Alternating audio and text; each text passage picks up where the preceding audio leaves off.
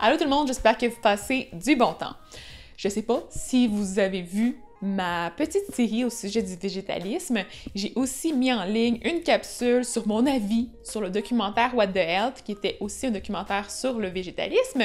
Et j'ai ensuite mis une capsule sur 5 trucs pour reconnaître la pseudoscience. Donc, par rapport à tout ça, j'ai sélectionné 4 mythes ou 4 faits qui ont été mentionnés dans le documentaire What the Health et qui me dérangeaient et sur lesquels j'avais envie de me poser plus en détail. Donc, dans les 5 mythes, on avait les particules dans le fromage peuvent nous rendre accros à cet aliment-là. Il y a aussi le cholestérol dans les œufs, c'est super pas bon pour la santé.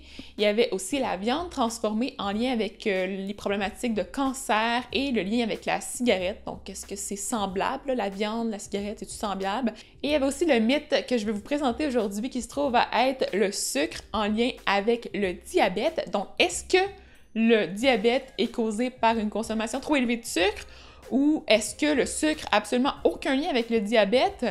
Là est la question. Donc, dans les images qui suivent, vous allez pouvoir avoir réponse à vos questions. Mais si vous voulez avoir un petit rafraîchissement au sujet des glucides en général, je vous suggère d'aller voir ma vidéo à ce sujet-là. Donc, j'avais publié une vidéo il y a de ça quand même un petit bout. Je vais vous mettre les liens dans la barre d'infos en bas pour que vous puissiez aller vous faire une petite idée de c'est quoi les glucides en général pour pouvoir mieux comprendre ce qui suit. Et je vous laisse sur les images. Donc, bon visionnement. Qu'est-ce que le diabète? Avant de s'attaquer au sujet principal, vous devez bien comprendre ce qu'est l'insuline. Tel que je l'ai mentionné dans la capsule au sujet des glucides, l'insuline est une hormone produite par le pancréas. Elle agit un peu à la manière d'une clé dans un cadenas et elle permet d'ouvrir les petites portes permettant de faire entrer les molécules de glucose dans les cellules. Le diabète est une maladie chronique se divisant en 2 types, le type 1 et le 2. Voici de brèves définitions qui vous permettront de bien faire la distinction entre ces 2 problèmes de santé aux causes bien différentes. Le diabète de type 1 est une problématique génétique présente à la naissance et entraînant le fonctionnement anormal des cellules du pancréas. L'apparition de la maladie se fait généralement en bas âge et lorsque les cellules ne sont plus fonctionnelles, il est impossible de revenir en arrière.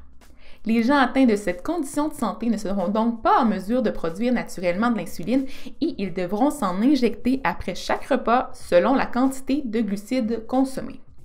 Autrement dit, tant et aussi longtemps qu'ils compenseront adéquatement pour la lacune de leur organe, ils pourront vivre une longue et heureuse vie. 90% des gens diabétiques souffrent du type 2 de la maladie.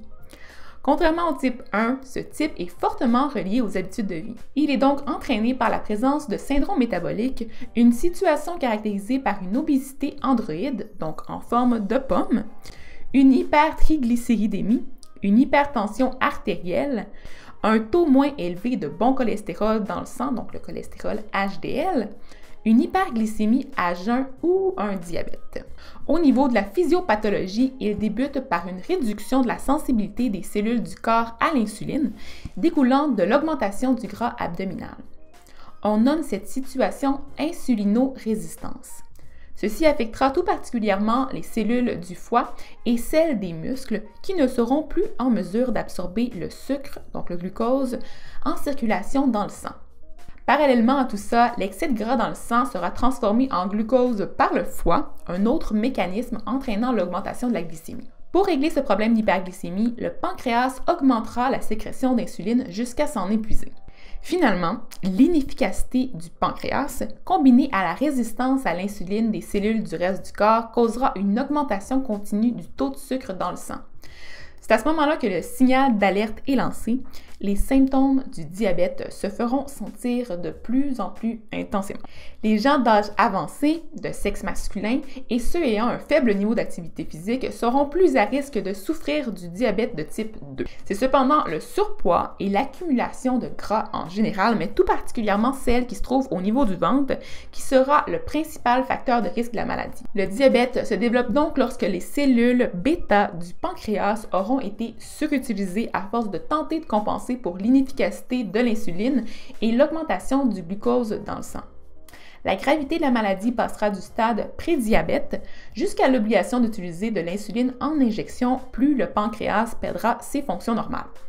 Le diagnostic sera posé lorsque la quantité de glucose dans le sang dépassera la limite considérée normale à jeun. Les épisodes d'hyperglycémie sont la conséquence qui trahit le plus souvent l'apparition de la maladie. Celles-ci sont caractérisées par des périodes de fatigue intense avec de la somnolence, des urines plus volumineuses, une soif et une faim intense, surtout pour des aliments sucrés, une perte de poids et d'autres troubles de la vue ou de la cicatrisation. À long terme, la quantité de sucre trop élevée dans le sang peut faire bien des dommages. La maladie peut progresser et affecter les yeux, les reins, les petits nerfs, le cœur et les vaisseaux sanguins. Lorsqu'elle n'est pas traitée adéquatement, elle peut mener à des amputations ou à des pertes de la vision. Maintenant, vous devez vous demander quel est le lien entre les glucides et les sucres plus particulièrement. Plusieurs croient à tort que c'est le sucre qui entraîne directement l'apparition du diabète. Toutefois, tel que vous avez pu comprendre, c'est plutôt l'augmentation de l'accumulation de gras dans notre corps qui affectera négativement le pancréas et qui causera tous ces désagréments. Les sucres peuvent par contre participer à tout cela directement en augmentant la glycémie ou indirectement en favorisant le surpoids. Terminons sur quelques mythes tirés du documentaire What the Health en rafale. D'ailleurs, si vous n'avez pas vu la capsule à ce sujet-là, je vous suggère d'aller la voir avant de regarder ces infos-là. La première citation, c'est « Les glucides ne peuvent pas nous faire prendre du poids et nous rendre obèses ». Et la deuxième est dans la même ligne de pensée et c'est « Les diètes riches en glucides et en sucre ne sont pas la cause du diabète ». Et ça, c'était dit par le Dr Neil Bernard, qui est un chercheur clinique et président du PCRM. À mon avis, cette information peut être mal interprétée puisque même s'ils ne sont pas la cause directe de l'apparition de la maladie, une diète riche en sucre simple contribue à l'augmentation de l'apport calorique et à l'accumulation de gras. Et comme on le dit si bien dans le documentaire juste un peu plus tard, le problème, c'est les calories en surplus et les sucres simples vont contribuer à tout ça. Numéro 3, on va dire que plus de glucides on mange, moins le risque de diabète est grand. Et on va aussi même donner l'exemple du biscuit en disant que c'est le gras dans le biscuit qui est le problème et pas du tout le sucre. Alors qu'à mon avis, bon, plus on mange de glucides simples, plus on a des risques d'être en surpoids, comme je l'ai dit précédemment, et plus qu'on peut avoir un risque de diabète au final. Donc, je pense que c'est un petit peu mélangeant leur affaire.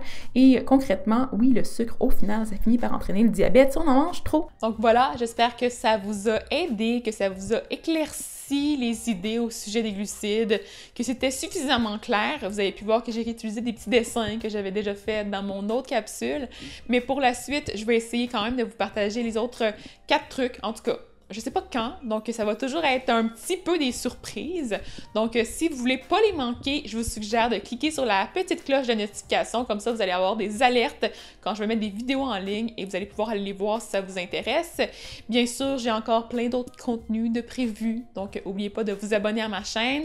N'oubliez pas non plus de liker la vidéo si vous avez apprécié et de commenter si vous avez des trucs à apporter. Donc, si j'ai oublié des choses dans la capsule ou si vous avez des questions, mettez ça dans les commentaires et je vais essayer de répondre le plus tôt possible. Donc, bonne fin de journée et à la prochaine! Bye bye!